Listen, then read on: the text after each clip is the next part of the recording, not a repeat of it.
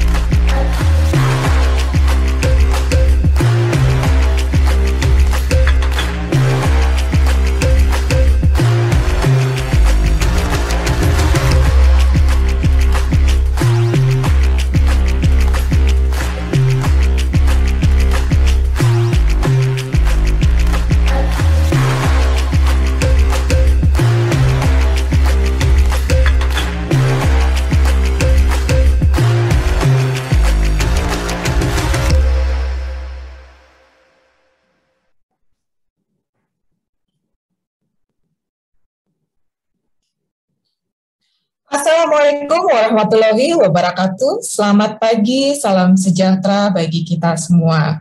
Apa kabar Bapak Ibu sekalian? Semoga kita semua dalam keadaan sehat. Amin. Terima kasih dan selamat bergabung kepada Bapak dan Ibu hadirin pada acara Public Expose Live 2021 dalam rangka 44 tahun diaktifkannya kembali pasar modal Indonesia pada sesi khusus Public Expose PT AKR Corporindo Tbk. Acara ini akan dimoderatori oleh saya, Lisda Sitohan, yang akan memandu acara pada pagi hari ini. Bapak Ibu sekalian, senang sekali saat ini telah bersama kita jajaran manajemen PT AKR Corporindo Tbk, yaitu Bapak Haryanto Adi Kusumo selaku Presiden Direktur. Halo, selamat pagi Pak, terima kasih telah bergabung. Kemudian hadir pula Bapak Suresh Fembu selaku Direktur dan Corporate Secretary. Halo, selamat pagi Pak. Selamat pagi. Terima kasih telah bergabung Pak.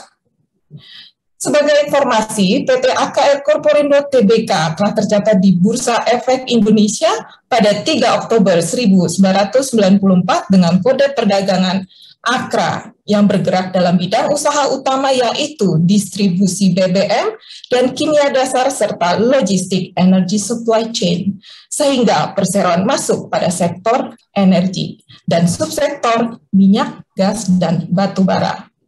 Informasi pemaparan lengkap perseroan akan disampaikan oleh manajemen. Bagi Bapak Ibu hadirin yang memiliki pertanyaan, silakan menyampaikannya dimulai pada saat sesi pemaparan dengan mengisi pada kolom fitur Q&A. Pertanyaan akan kami bacakan pada sesi khusus tanya jawab. Baik, tanpa berlama-lama kita memasuki sesi pemaparan PT AKR Corporindo Tbk yang akan didahului oleh penayangan video profil perseroan. Mari kita saksikan bersama.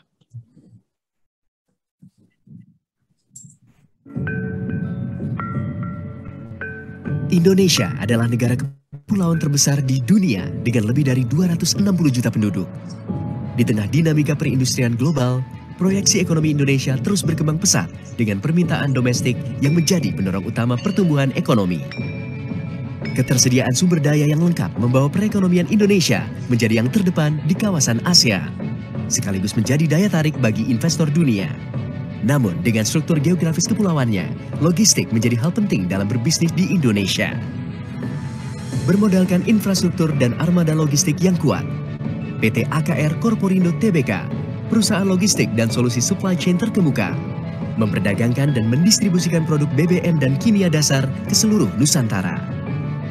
Visi kami di AKR adalah untuk menjadi pemain utama di bidang logistik dan solusi supply chain untuk bahan kimia dan energi di Indonesia.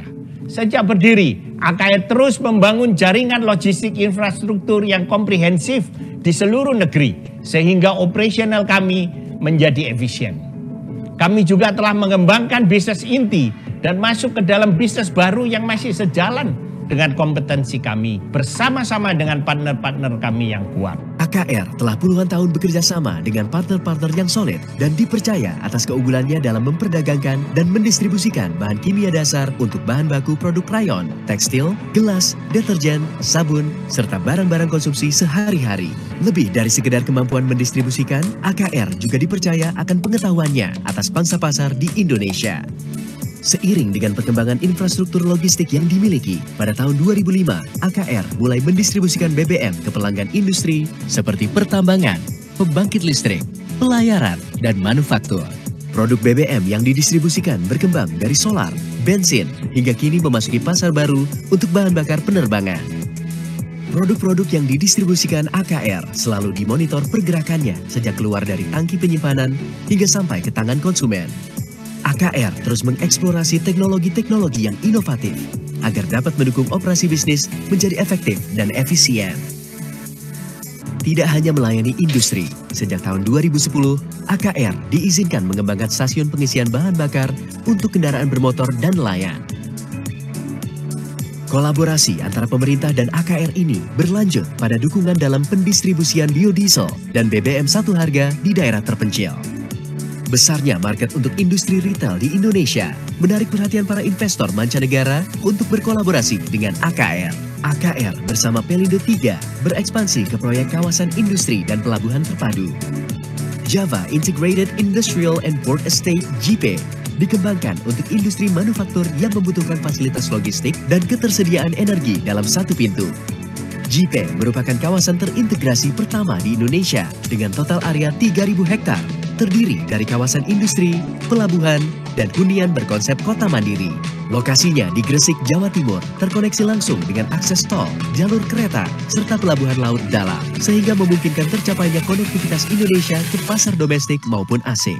Kami menyadari bahwa sumber daya manusia memegang peranan penting bagi AKR dalam pertumbuhan yang berkelanjutan di masa depan. Melalui serangkaian program pengembangan kompetisi, AKR mempersiapkan sumber daya yang terbaik untuk bersama-sama mencapai visi dan misi perusahaan, serta siap menghadapi persaingan global yang semakin ketat. Dengan strategi yang tepat dan keakuratan dalam bekerja, AKR terus mengoptimalkan potensi untuk membangun nilai yang berkelanjutan menuju pembangunan yang lebih baik.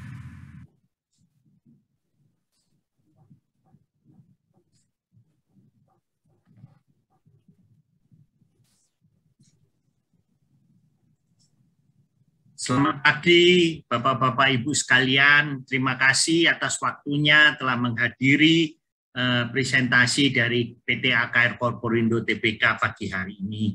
Salam sehat, salam sejahtera kepada kita semua. Next please. AKR memulai bisnisnya sejak tahun 1960, jadi tahun ini kami sudah merayakan ulang tahun ke-61 dan menjadi perusahaan PT di tahun 2007 dan tercatat di Bursa Efek Indonesia sejak Oktober tahun 94. AKR sudah masuk ke dalam indeks LQ45, IDX 80, 100, Kompas 100, MNC 36 maupun IDX ESG list yang 30 perusahaan. Dan Kami kode saham Akra memiliki kapitalisasi pasar sebesar 15,6 triliun per 7 September 2021. Dan Pevindo memberikan rating kepada AKR AA-.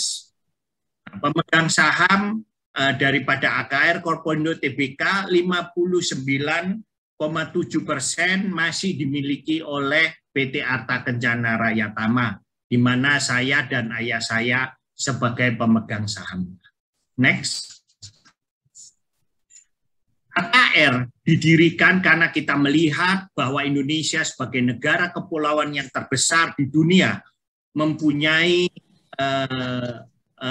opportunity atau kesempatan untuk membangun end-to-end supply chain logistik yang handal. Dan kami percaya siapa yang dapat menguasai logistik distribusi end-to-end supply chain yang handal, yang efisien dan kompetitif akan dapat menguasai bisnis-bisnis tersebut. Itulah sebabnya sejak tahun 1980 kami telah membangun jaringan distribusi di seluruh Indonesia, sehingga kami dapat mendistribusikan baik bahan-bahan kimia dasar maupun BBM dengan efisien dan efektif.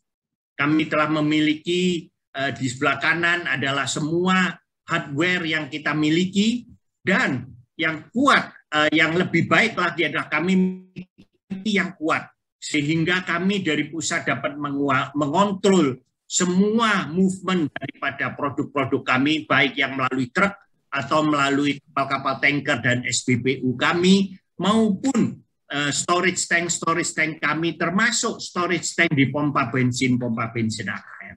Itulah sebabnya AKR bisa memiliki competitive cost dan juga efisiensi dari operation, karena kami dapat memonitor semua stok maupun movement daripada produk-produk kami di seluruh Indonesia. Next. Next. Nah, meskipun kita sedang menghadapi pandemi COVID-19, tahun 2020 perusahaan dapat bertumbuh laba bersihnya sebesar 30%. Di tahun 2021 ini, 6 bulan pertama, kami juga bertumbuh laba bersihnya 28%. Ini adalah testimoni mengenai kekuatan dan kehandalan daripada logistik supply chain kami. Sehingga di masa yang movement of goods maupun movement of people yang terbatas karena PPKM, kami tetap bisa melayani customer-customer kami tepat waktu dan dengan baik. Itu sebabnya meskipun di tengah pandemi, bukan hanya laba kami yang bertumbuh, tapi volume produk-produk kami juga bertumbuh. Sehingga kami memiliki laba neto yang meningkat 30% tahun lalu dan 28% untuk 6 bulan tahun ini. Dan EBITDA kami di tahun ini juga meningkat sebesar 18% dibandingkan dengan EBITDA 6 bulan pertama tahun 2020. Next. Kami tetap percaya, kami ke depan AKR masih tetap akan bertumbuh. Kami juga sudah menyiapkan diri kami untuk menghadapi new normal dengan adanya COVID-19 ini. Kami percaya ke depan penting untuk menjaga keamanan dan kesehatan dari para pekerja kami. Kami telah melakukan vaksinasi, hampir 100% karyawan kami sudah tervaksinasi. Kami juga terus mengupgrade platform IT kami, sehingga meskipun ada disrupsi, kami tetap dapat beroperasi dan melayani pelanggan-pelanggan kami dengan baik. Kami dalam waktu dekat ini akan roll out platform IT, di mana semua sales dapat dilakukan dari rumah oleh salesman kami. Sehingga kami sudah menyiapkan diri untuk grow to the next stage. Kami juga melakukan pengelolaan yang baik, sehingga EBITDA maupun cash flow kami tetap kuat dan juga tetap efisien dengan menurunkan biaya-biaya pinjaman bank, di mana nanti akan saya jelaskan bahwa debt to equity kami terus meningkat dari tahun ke tahun. Dengan efisiensi IT kami dan juga untuk peningkatan daripada biaya pengontrolan biaya-biaya kami, maka kami percaya ke depan profit kami tetap akan dapat bertumbuh. Next. Bisa dilihat bahwa di tahun ini sekitar 71% daripada penjualan kami dihasilkan dari distribusi BBM. Dan kimia menyumbang 19% dari penjualan kami. Dan sisanya dari kawasan industri JP sebesar 4%, logistik lainnya dari pihak ketiga sebesar 6%. Sehingga pendapatan kami 6 bulan pertama tahun ini mencapai 10,7 triliun rupiah. Berikutnya. Nah, untuk perdagangan dari segmen BBM, kami memiliki pangsa pasar di sekitar mining account untuk 49 daripada penjualan BBM kami, 49% dari penjualan BBM kami. Dan untuk general market sebesar 38%. General market termasuk juga untuk perkebunan. Dan untuk power atau pembangkit listrik sebesar 5%, dan untuk retail antara AKR, pompa bensin milik AKR sendiri maupun pompa bensin joint venture dengan BP atau British Petroleum menyumbang 8% dari penjualan kami. Dan untuk kimia dasar sebesar 36% daripada rayon dan juga smelter 14%. Kami percaya dengan makin banyaknya smelter-smelter yang beroperasi, apakah itu smelter koper, smelter alumina, smelter nikel, smelter boksit, kami percaya pemakaian dari bahan-bahan kimia akan meningkat dengan pesat karena semua smelter-smelter ini membutuhkan bahan-bahan kimia di dalam pengelolaan refinery-nya. Next. Tahun ini juga kami mengalami peningkatan pendapatan daripada JP atau Java Integrated Industrial dan Port Estate. Kami telah mendapatkan penjualan dengan total 442 miliar untuk 6 bulan pertama ini, yang terdiri dari pendapatan sewa lahan dari sektor Freeport, maupun dari penjualan lahan dan utilitas atau recurring income yang kita jual kepada tenant-tenant kami seperti air, listrik, dan sebagainya, itu menghasilkan total 442 miliar. Kami percaya ke depan peningkatan kontribusi dari JP akan semakin signifikan. Nah, ke depan, apa strategi daripada pertumbuhan AKR? Next, berikutnya. Strategi, kita memiliki 4 strategi utama untuk pertumbuhan AKR. Yaitu yang pertama, kami percaya pertumbuhan perdagangan dan distribusi, baik itu kimia dasar, seperti tadi saya jelaskan, bahwa Indonesia sedang mengalami industrialisasi dan hilirisasi daripada mineral, di mana industri maupun smelter hilirifikasi membutuhkan bahan kimia untuk prosesnya. Sehingga kami percaya juga baik itu energi, BBM maupun kimia dasar akan tetap bertumbuh dengan bertumbuhnya ekonomi dan industrialisasi di Indonesia. Yang kedua, kami ekspansi ke retail bersama dengan joint venture kami British Petroleum. Kami merencanakan untuk membangun 350 pompa bensin dalam 10 tahun ke depan. Saat ini sudah beroperasi sekitar 16 pompa bensin. Di akhir tahun ini kami menargetkan bisa beroperasi sekitar 30 sampai 35 pompa bensin. Dan setiap tahun kami akan membangun antara 40 sampai 45 pompa bensin. Dan juga dengan British Petroleum, kami juga sekarang mulai mendistribusikan produk aftur untuk penerbangan. Ketiga, dengan JP mendapatkan kawasan ekonomi khusus, kami percaya kontribusi daripada JP ke depan akan makin meningkat. Yang keempat adalah energi bersih dan terbarukan. Kami telah menandatangani joint venture untuk membuat perusahaan mendistribusikan bahan gas alam untuk DJP, dan juga DJP kami telah membangun solar panel pembangkit listrik dari tenaga surya, sehingga energi bersih dan energi terbarukan ini kami percaya akan meningkatkan kontribusi daripada AKR dan juga kontribusi ESG bagi Indonesia. Berikutnya, ini adalah kami percaya faktor penggerak yang tadi untuk perdagangan dan distribusi, di mana ekonomi Indonesia terus bertumbuh, beratnya pertambangan, harga mineral yang cukup baik saat ini meningkatkan produksi mereka sehingga memerlukan bahan bakar minyak lebih banyak lagi. Dan kami juga percaya untuk kimia, baik industrialisasi maupun smelter-smelter yang mulai beroperasi akan meningkatkan kebutuhan daripada kimia dasar.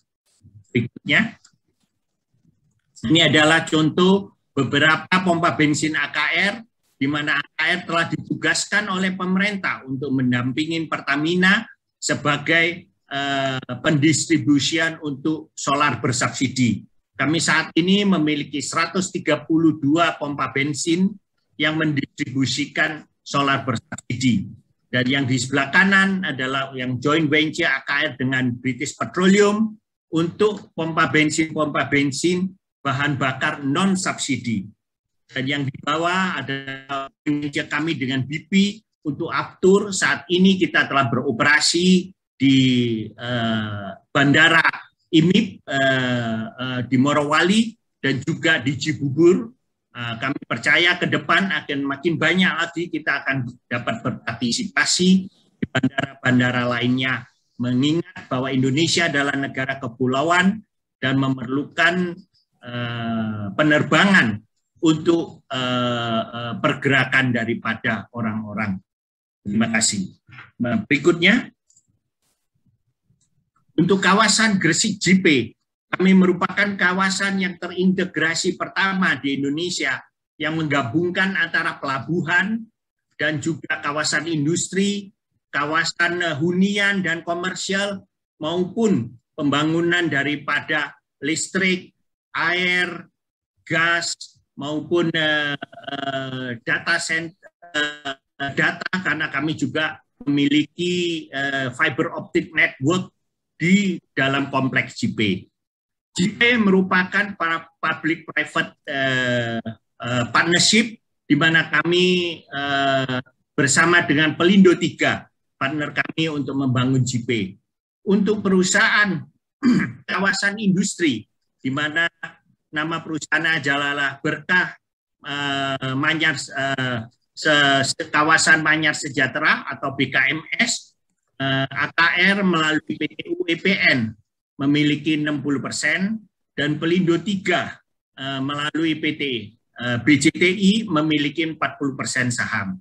Dan untuk kawasan pelabuhan, yaitu PT Berkah Manyar Sejahtera atau BMS, AKR memiliki 40% melalui UEPN dan Pelindo 3 memiliki 60% sahamnya melalui PT BJTI.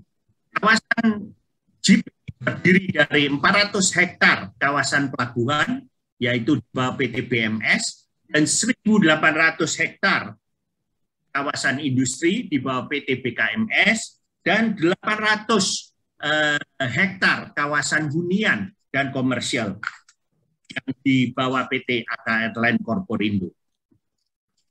Berikutnya, 3 perkembangan penting yang akan mendorong penjualan tanah di JP, yaitu yang pertama, Indonesia memasuki siklus investasi manufaktur, di mana permintaan lahan akan kawasan industri akan meningkat. Dan kami percaya policy daripada Presiden Jokowi maupun pemerintah sekarang ini sangat mendukung industrialisasi Indonesia. Dan JP salah satu daripada kawasan yang sudah mencanangkan menjadikan kawasan industri 4.0, di mana kami dapat memanfaatkan teknologi untuk meningkatkan efisiensi dan competitiveness daripada industri di Indonesia. Itulah sebabnya juga JP berterima kasih kepada pemerintah Indonesia yang telah memberikan status kawasan ekonomi khusus untuk JP. Sehingga dengan kawasan ekonomi khusus, JP bisa bersaing dengan kawasan industri di ASEAN untuk menarik investor-investor asing ke Indonesia yang sebanyak-banyaknya. Kami juga percaya dengan adanya KEK ini kami akan dapat menarik lebih banyak lagi investor baik domestik maupun luar negeri ke JP. Yang ketiga adalah Freeport telah memberikan konfirmasi bahwa mereka akan mulai konstruksi daripada smelter koper atau tembaga dan emas di JP mulai bulan Oktober tahun ini dan akan diselesaikan di akhir 2023 atau awal 2024. Kami percaya dengan adanya tembaga smelter di JP, maka ini akan memberikan ekosistem untuk industri-industri hilir lainnya masuk ke dalam JP. Berikutnya. Nah, kenapa kawasan ekonomi khusus ini merupakan game changer untuk JP dalam hal menarik investasi asing maupun domestik? Karena yang pertama adalah kemudahan berbisnis. JP telah memiliki izin klik, yaitu kemudahan langsung konstruksi, di mana investor bisa mulai membangun pabriknya setelah menerima izin dari BKPM, dan izin-izin lainnya dapat dikerjakan sambil factory itu dibangun. Yang kedua, dengan adanya AMDAL, kami telah memiliki AMDAL untuk banyak industri, sehingga tenant-tenant hanya membuat izin UKL dan UBL saja. Dan juga dengan adanya kawasan yang terintegrasi dan juga pelayanan satu izin satu pintu, ini akan sangat memudahkan bisnis-bisnis di JP. Yang kedua adalah insentif fiskal, yaitu tax holiday selama 10 sampai 20 tahun, tax allowance maupun pembebasan PPN dan bea masuk dan pajak impor lainnya. Yang ketiga adalah insentif non fiskal, yaitu dapat memiliki memiliki HDB sampai dengan 80 tahun dan kemudahan untuk imigrasi, baik imigrasi maupun untuk izin tenaga kerja. Sehingga kami percaya dapat bersaing untuk menarik sebanyak-banyaknya investor ke Indonesia. Nah, ini yang saya bilang bahwa, yang saya sudah sebutkan, bahwa smelter tembaga di JP akan membuat bisnis modelnya JP ini menjadi lebih sustainable, di mana selain daripada pendapatan sewa, kami juga akan mendapatkan pendapatan dari listrik, penjualan gas, penjualan air, pengelolaan air limbah maupun pelabuhan. Dan ini juga akan membuat JP menjadi tempat yang ideal untuk ekosistem untuk electric vehicle. Next. Sehingga dengan adanya tembaga ini, maka kita harapkan ekosistem untuk electric vehicle bisa masuk ke JP. Demikian juga by-productnya seperti sulfuric acid yang banyak dipakai untuk pabrik pupuk, pabrik kertas, pabrik deterjen maupun smelting daripada nikel. Nah, inilah yang saya sebutkan tadi, bahwa dengan adanya Freeport ini kita mengharapkan lebih banyak hilirisasi industri yang akan masuk ke JP. Berikutnya, JP kami telah membuat master plan dan juga desain untuk potensial daripada JP, di mana kita bisa melihat bahwa yang kuning itu adalah lokasi daripada smelter, dan kami percaya perjanjian dengan BKMS untuk penyewaan lahan selama 80 tahun ditangani, dan juga untuk pembangunan dermaga khusus buat Freeport oleh BMS telah juga ditandatanganin selama 40 tahun. Jadi dengan ini kita sudah bisa mulai untuk membangun infrastruktur untuk PT Freeport Smelting Indonesia. Terima kasih.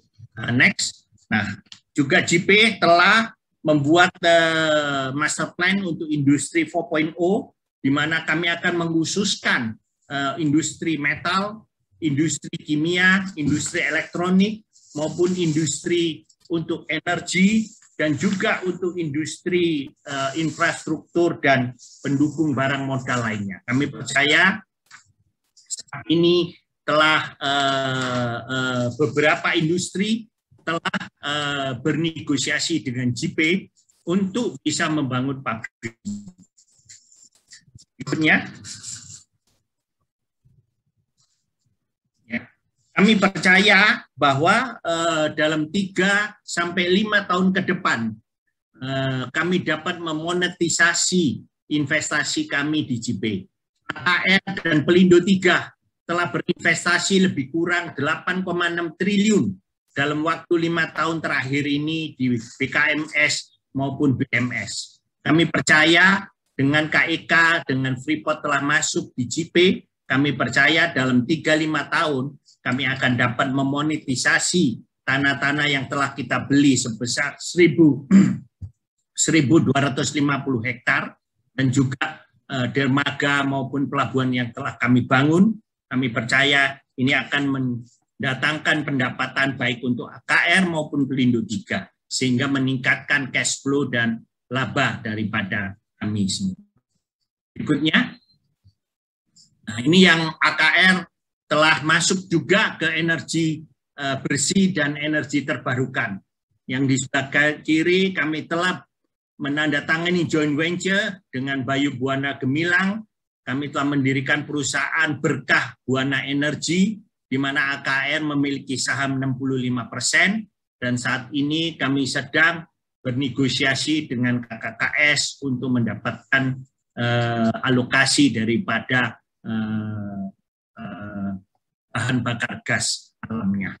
Dan juga yang di sebelah kanan, kami telah memulai pembangunan daripada solar panel, rooftop solar panel di JP untuk meningkatkan kapasitas pembangkit listrik kami dan juga untuk meningkatkan kontribusi environment climate change kami kepada dunia. Kami percaya bahwa dan kami berkomitmen bahwa AKR tetap menerapkan inisiatif ESG. Yang pertama, kami sejak tahun 2013 di annual report kami telah memulai memasukkan ESG report, dan kami juga mengikuti corporate governance scorecard sejak tahun 2013. Dan dengan pembangunan daripada solar panel pembangkit tenaga surya ini, kami terus berkomitmen untuk meningkatkan ESG sesuai dengan praktek berkelanjutan yang baik. Dan bisnis ini adalah bisnis yang profitable untuk AKR, sehingga kami percaya dengan meningkatkan ESG, kontribusi ESG kami dapat juga meningkatkan profitability daripada perusahaan. Dan AKR merupakan salah satu daripada 30 perusahaan masuk di indeks IDX ESG. Dan tiap tahun AKR juga mendapatkan penghargaan baik dalam pengelolaan perusahaan maupun dalam corporate governance. Dan tahun lalu kami juga mendapatkan ISO 2000 untuk pendistribusian BBM. Ini adalah inisiatif kami juga membantu melalui Kementerian Kesehatan, membantu untuk COVID, dan juga dengan BP kami telah menyiapkan di kemudian hari untuk pompa bensin BP AKR kami untuk bisa juga menyediakan electric vehicle charger. Dan BP telah memiliki perusahaan Charge Master yang memang bergerak di bidang EV charger. Jadi kami telah menyiapkan transisi kemudian hari dari BBM ke electric vehicle juga. Berikutnya, nah kami juga untuk bisa berkembang di kemudian hari, kami tetap menjaga neraca keuangan kami. Bisa dilihat bahwa dari aset kami yang 20 triliun, lebih dari setengahnya adalah shareholder equity. Dan kami percaya juga dengan cash flow yang kuat, kami dapat mengurangi hutang-hutang kami dari 3,9 triliun ke 3,2 triliun. Nah, berikutnya, kami juga mempunyai saldo kas yang kuat, yaitu di akhir Juni tahun ini sekitar 2 triliun.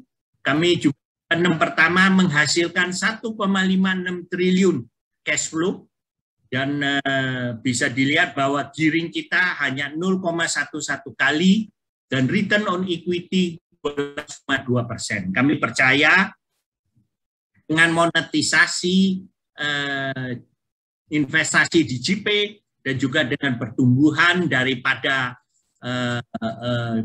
bisnis pendistribusian BBM dan kimia dasar, kami percaya bahwa ke depan cash flow AKR akan tetap kuat, sehingga kami tetap berkomitmen untuk membagikan dividen secara konsisten. Next, di mana the last 5 years AKR membagikan lebih dari 50% dari laba bersih untuk dividen. Dan untuk tahun ini kami telah membagikan dividen interim sebesar Rp60 per saham. Kami percaya dengan cash flow dan pertumbuhan laba kami masih tetap bisa dalam tahun-tahun ke depan mempertahankan untuk dividen lebih dari 50%. Berikutnya.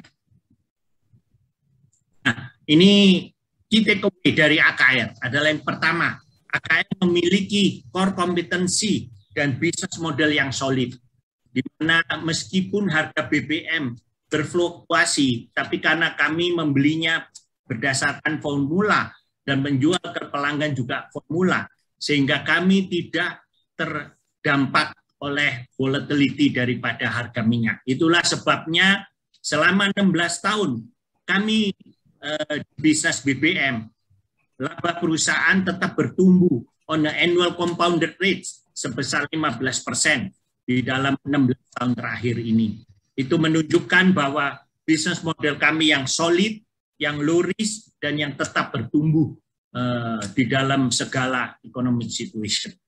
Yang kedua adalah kita tetap beroperasi meskipun lebih banyak pembatasan di saat pandemi ini, dan tetap melanjutkan pertumbuhan yang positif, baik di tahun lalu maupun di tahun 2021. Kami juga memiliki neraca keuangan yang kuat, yang dapat membiayai ekspansi perusahaan ke depan, dan juga tetap memberikan dividen yang konsisten dan yang generous kepada shareholders. Yang keempat, kami melihat bahwa investasi yang telah kita lakukan sepanjang 5 tahun terakhir di JP maupun di bisnis logistik dan juga bisnis pompa bensin kami menunjukkan perkembangan yang signifikan. Dan kami percaya ke depan monetasi daripada aset-aset yang telah kami investasikan ini akan meningkatkan laba maupun cash flow perusahaan. Dan kami juga melihat, yang kelima, kami juga melihat bahwa peluang dan komitmen untuk praktek ESG yang akan membawa perusahaan juga untuk pertumbuhan berkelanjutan. Kami percaya semuanya ini tetap akan membuat perusahaan dapat bertumbuh double digit ke depan. Dengan ini saya akhiri presentasi saya dan mungkin saya buka untuk pertanyaan. Terima kasih.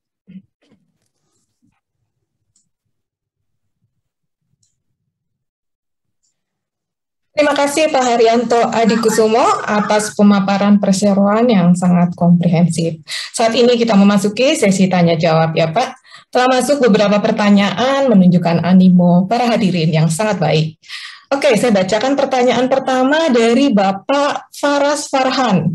Ini ada 2 pertanyaan ya Pak ya dari beliau. Satu pertanyaannya, seberapa besar kontribusi potensi utilities revenue dari JP kepada top line Akra? Kemudian pertanyaan yang kedua, bagaimana untuk outlook distribusi gas pada 2H21, apakah masih inline dengan target? Silakan Pak untuk menanggapi dua pertanyaan tersebut. Yang pertama, untuk kontribusi JP, utilities JP, sekarang masih kecil. Ya, tadi 6 bulan pertama 16 miliar penjualan daripada utilitas. Tapi makin banyak tenant-tenant yang memulai produksi, bahkan mulai pembangunan di JP, ini akan meningkatkan utilitas. Kenapa? Waktu pembangunan mereka memerlukan air, memerlukan listrik, dan waktu setelah pabriknya berproduksi akan lebih banyak lagi utilitas yang diperlukan. Itulah sebabnya kami percaya pada saat ini tahun lalu JP berkontribusi hanya 9% daripada penjualan kami. Kami percaya ke depan mungkin dari laba 30% dalam 3-5 tahun ke depan, bisa 30% daripada laba AKR bisa disumbang dari JP. Untuk yang kedua, untuk kami melihat bahwa gas ini merupakan energi transisi yang sangat penting bagi Indonesia. Pertama, semua kita tahu bahwa produksi minyak kita sulit untuk meningkat. Tetapi Indonesia mempunyai reserve gas yang sangat banyak. Dan kami percaya dengan kami masuk ke gas yang merupakan energi yang lebih ramah lingkungan, yang lebih bersih, dan juga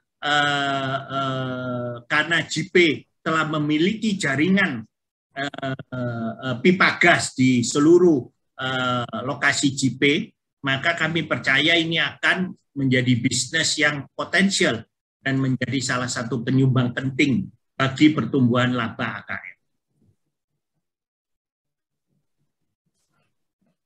Baik, terima kasih Pak atas tanggapan pertanyaannya, semoga menjawab pertanyaan Bapak Farhan. Selanjutnya saya bacakan lagi dua pertanyaan sekaligus juga ya Pak ya, dari Bapak Emil Indracaya, yaitu bagaimana performa distribusi aftur yang JV dengan BP, outlook ke depannya seperti apa? Itu yang pertama. Yang kedua dari Ibu Karen, yaitu saya yakin proyek lahan JP sangat menjanjikan dengan profit atau manfaat yang menguntungkan bagi Akra dan juga stakeholdernya. Setelah JP sukses, apakah Akra mempunyai rencana strategis lanjutan yang sama seperti lahan JP, misalnya melirik lahan lebih keluar Jawa yang mungkin memiliki jalur lebih strategis, Pak? Demikian, Pak. Mohon ditanggapi. Terima kasih, Bu Lisda. Pertama dari Pak Emil, bagaimana bisnis aftur saat ini? Jadi saat ini kami menjadi supplier daripada aftur di Bandara IMIP, yaitu Indonesia Morowali Industrial Park. Kedua, kami juga menjadi supplier aftur di Cibubur, yaitu di helikopter port di Cibubur. Nah, kami ke depannya kami melihat bahwa masih banyak bandara-bandara baru dan juga bandara-bandara di Indonesia yang ke depannya membutuhkan lebih banyak lagi aftur. Jadi kami percaya Indonesia sebagai negara kepulauan memang untuk pergerakan manusia paling cepat dan paling ideal ya melalui penerbangan. Itulah sebabnya Indonesia selalu salah satu negara yang pertumbuhan daripada arus penumpang penerbangan yang tertinggi di dunia. Jadi, aftur ini memiliki potensi yang sangat tinggi di Indonesia. Dan untuk Ibu Karen, setelah JP sukses, kami masih melihat bahwa JP saat ini masih memerlukan lebih banyak lagi investasi ke depannya. Jadi saat ini kita mau konsentrasi dulu di JP, tidak melihat ke kawasan industri lainnya. Karena kenapa? Waktu kami membuat JP, kami memberi 3 jaminan atau 3 janji kepada shareholder kami. Yang pertama, kami tidak akan minta dana atau capital dari shareholder. Jadi tidak ada right issue. Semua kita akan lakukan melalui internal cash flow maupun project financing. Dan selama ini kita berhasil ya. Kita tidak pernah minta right issue terhadap shareholder. Yang kedua, kita memberikan dividen secara konsisten dan generous kepada our shareholders. Nah ini kita juga selama 5 tahun kita sudah memenuhi, kita memberikan dividen lebih dari 50% laba kita. Yang ketiga, kita berjanji bahwa dengan investasi yang triliunan ini tidak akan melemahkan balance sheet maupun profitability daripada AKR. Nah kita bisa lihat, setelah investasi 8,6 triliun di JP, debt to equity-nya AKR masih 0,11 kali. Yang kedua, cash balance kita masih ada 2 triliun. Jadi kita telah memenuhi 3 hal ini. Dan ke depan, 3 hal ini tetap menjadi janji kita. Supaya tidak membebani shareholder, tapi bahkan proyek JP ini memberikan nilai tambah bagi para shareholder. Terima kasih. Baik, Pak. Terima kasih atas tanggapannya, sehingga AKR Corporindo Tbk fokus pada JP ya, untuk komitmen kepada shareholder, Pak. Terima kasih, Pak, atas tanggapan pertanyaannya. Baik, saya bacakan, semoga menjawab ya Pak Emil dan Bu Karen. Oke, saya bacakan pertanyaan selanjutnya dari Bapak Sugeng Aji. Ada 2 pertanyaan ya, Pak ya. Kinerja semester pertama AKRA tercatat positif. Apakah capaian itu sesuai proyeksi perusahaan sepanjang tahun sendiri? Berapa target kinerja perusahaan? Kemudian pertanyaan kedua, sampai dengan semester 1, berapa serapan capex perusahaan digunakan untuk apa saja? Bagaimana dengan rencana penyerapan capex di semester 2 ini? Rencana akan digunakan untuk apa saja, Pak? Demikian pertanyaannya, Pak. Mohon ditanggapi. Ya. Mungkin saya bisa minta Suresh untuk menjawab. Ya, Pak. Silakan, Pak. Saya yang monopoli. Ya. Oke, silakan Suresh. Ya, Pak. Ya, Pak. Untuk pertanyaan dari Pak Sugeng Haji, 1 AKR catat tumbuhan laba bersih 28%, menjadi 550 miliar di semester 1, banding dengan semester 1 di tahun 2020 kita naik 28%. Itu sesuai dengan budget kita yang kita buat di bulan Oktober-November, dan kita tidak revise atau turunin guidance-nya untuk tahun buku 2021. Dan tetap kita yakin dengan pertumbuhan ekonomi nanti setelah ini PPKM dan semua sudah relaksasi, dan juga ada pertumbuhan di sektor-sektor seperti mining, perkebunan, dan semuanya, permintaan dari BBM dan juga kimia tetap bisa tumbuh di semester 2. Kita yakin kita tetap bisa grow di tahun 2021 di double digit. Saya sudah lihat di semester 1 dan juga di tahun 2020. Tadi Pak Haryanto sudah juga jelaskan mengenai langkah-langkah apa yang kita sudah lakukan. Menangani apa yang jadi dari COVID, tetap kita operasi di semua tempatnya tanpa ada gangguan, dan kita sudah masuk di sektor kritikal dan juga esensial seperti itu pemerintah sudah tentukan. So tetap kita yakin di tahun 2021 kita bisa capai target-target yang kita sudah set di budget tahun 2021. Kalau bicara mengenai capex tahun 2021, AKR sudah lakukan banyak investasi dalam waktu 5 tahun di JP, di logistik, dan juga retail. Ini adalah waktu kita mungkin sudah mulai monetisasi. So mungkin dari tahun 2021, nggak ada banyak capex yang kita keluarin. Mungkin target tahun ini mungkin antara 15 sampai 20 juta dolar. Itu banyak yang investasi kita sudah lakukan, sudah hampir selesai dan sudah operasional. Kalau mengenai proyek seperti yang retail yang kita lakukan di AKR dengan BP, tahun ini kita ada rencana untuk buka 15 sampai 20 pompa bensin, dan ini semua dalam bangunan. Ke depan juga kita mau pakai sistemnya DODO atau dealer owned, dealer operated, yang mana kita nanti mau kerjasama dengan dealer untuk bikin pompa bensin di BP AKR. Itu nggak butuh banyak dana. So untuk tahun ini, saya pikir itu mungkin capex-nya sampai cuma 15 sampai 20 juta dolar. Makasih. Terima kasih Pak Suresh atas tanggapan pertanyaannya. Semoga menjawab ya Pak Sugeng Aji. Oke, kita masih mempunyai sedikit waktu. Saya bacakan lagi pertanyaannya, Pak ya, sekaligus 2 pertanyaan dari Bapak Rahadian Zebedianto. Pertanyaan pertama, terkait dengan prospek pertumbuhan kendaraan listrik. Bagaimana Akra menyikapi terkait hal ini? Apakah ada rencana untuk pengembangan SPAC KLU atau bahkan penyediaan baterai untuk kendaraan listrik? Kemudian pertanyaan kedua, terkait dengan prospek BMS dan BKMS. Ada rencana tambahan tenan besar dalam jangka waktu dekat selain Freeport, Pak? Dan bagaimana terkait dengan prospek persaingan ke depannya termasuk terkait dengan adanya pengembangan pelabuhan-pelabuhan di sekitar JP? Silakan Pak, mohon ditanggapi. Ya, saya mungkin jawab mengenai kendaraan listrik, nanti Pak Arianto bisa jelaskan mengenai strategi yang untuk tenan-tenan di BKMS dan BMS.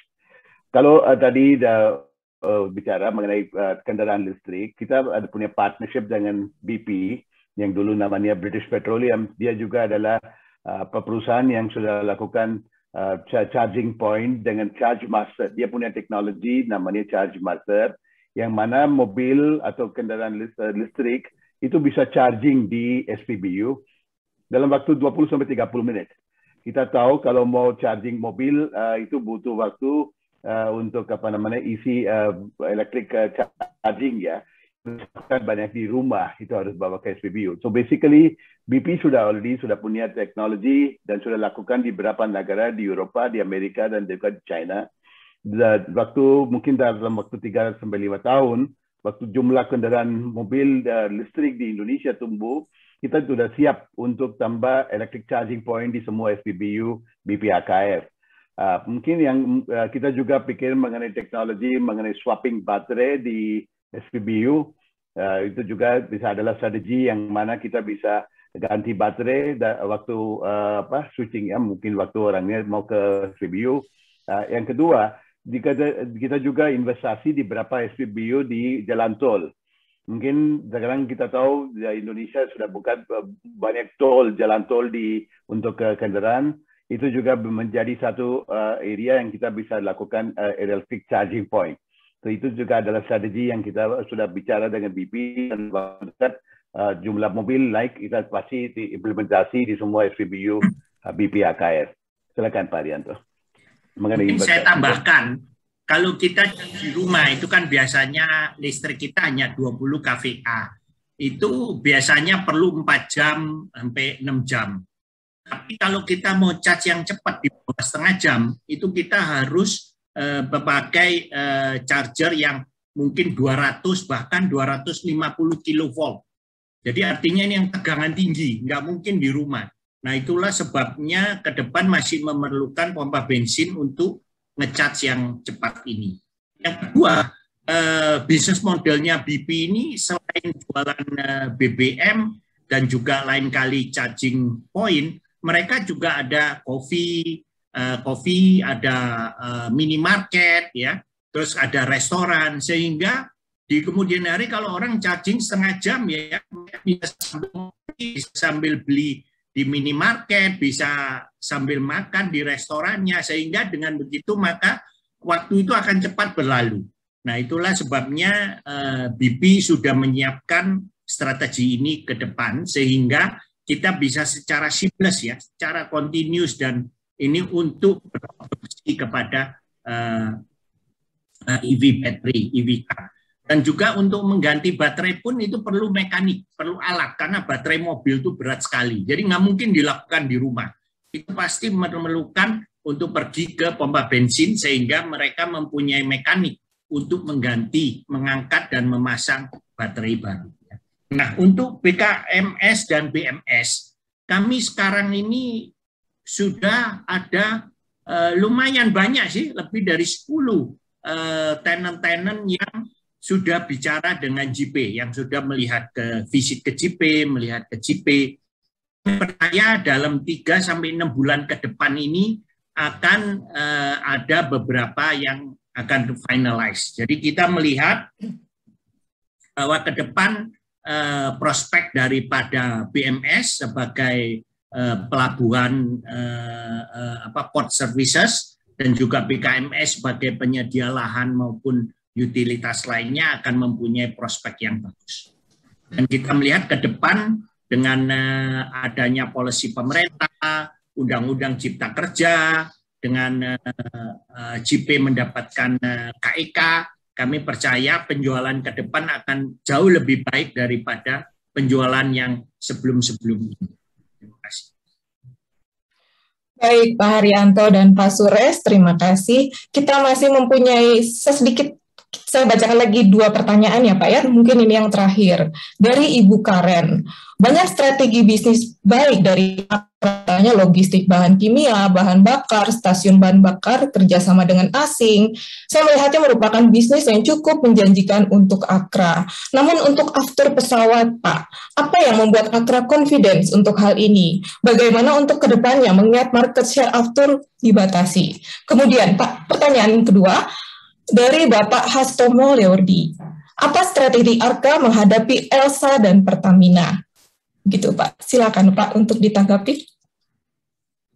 Yang pertama, kita lihat daripada aftur ya, memang saat ini bisnis aftur yang berat karena banyak penerbangan-penerbangan yang tertunda karena pembatasan daripada perjalanan. Tapi kita melihat ke depan, pasti growth-nya itu tinggi lah. Dengan growth itu, saya percaya ada kesempatan untuk baru untuk masuk. Kami percaya Pertamina tetap menjadi main market player ya. Tapi ada opportunity, misalnya ada bandara baru, pertumbuhan daripada demand aftur yang tinggi. Ini semua membuka peluang untuk kita bisa masuk ke dalam bisnis ini. Dan kita sudah lakukan ya, saat ini kita sudah beroperasi di 2 bandara, dan ke depan kami percaya kesempatan ini masih terbuka. Yang kedua, pertanyaan dari Pak Hasto, bagaimana menyikapi mengenai Elsa dan Pertamina? Kami percaya Indonesia makanya cukup besar ya, untuk lebih dari 1 atau 2 player yang ada di market. Jadi selama ini ya kita hidup berdampingan dengan Pertamina dan Elsa juga. Jadi ke depan juga akan sama, kita akan tetap hidup berdampingan Pertamina maupun Elsa. Jadi kami melihat Indonesia ini mempunyai pasar yang terbuka, di mana selama persaingan itu sehat, itu baik untuk semua stakeholder, baik untuk supplier maupun untuk konsumen maupun untuk NKRI ya. Jadi saya percaya ke depan tidak ada masalah, kita tetap bisa hidup berdampingan. Terima kasih. Amin. Terima kasih Pak atas tanggapan pertanyaannya. Waktu sudah habis, tibalah kita di penghujung acara ya Pak ya. Untuk Q&A ini kita sudahi sesinya. Terima kasih Pak Haryanto dan Bapak Suresh atas pemaparan dan menanggapi beberapa pertanyaan yang masuk. Waktu juara yang memisahkan kita dan akan berakhir pula Public Expose PT AKR Corporindo Tbk. Semoga paparan ini dapat membantu kita untuk menentukan investasi. Bapak Ibu, perlu kami sampaikan bahwa akan ada pengundian door prize, tetapi jika Bapak Ibu mengisi kuesioner atau survei yang linknya nanti akan diinformasikan di penghujung acara. Partisipasi survei dari Bapak Ibu akan menjadi referensi baik bagi kami untuk meningkatkan kualitas acara ke depan. Proses pengundian akan dikoordinatori oleh panitia. Terima kasih. Baik, Pak Haryanto, sebagai penutup, mohon perkenan Bapak Haryanto Adikusumo untuk menyampaikan closing statement untuk para hadirin. Silakan, Pak.